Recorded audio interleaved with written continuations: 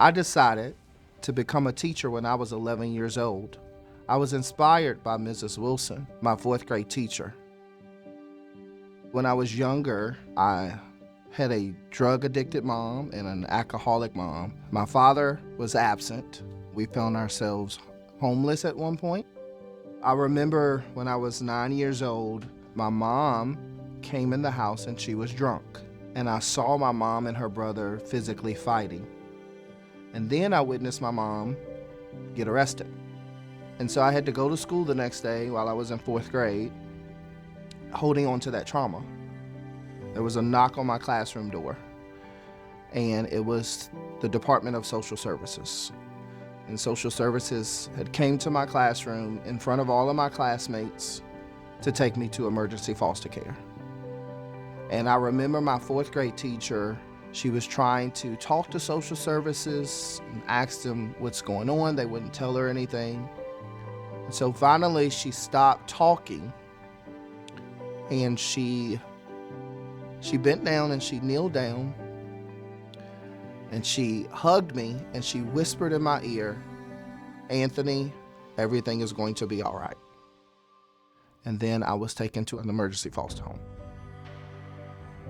I stayed in foster care from age 9 until I aged out at age 21. My grades began to slip. I was getting suspended. I had no respect for authority until one day my fourth grade teacher found me while I was still in the system. And she had this talk with me.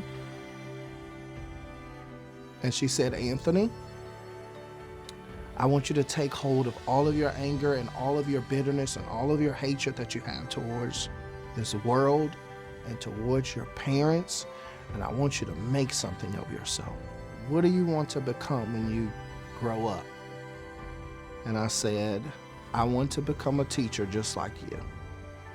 And she looked right back at me and said, "If you're going to be a teacher, I want you to be the best teacher that you can ever be." That talk changed my life. At the end of 8th grade, I had pulled all of my grades up and I had the highest grade point average in the school.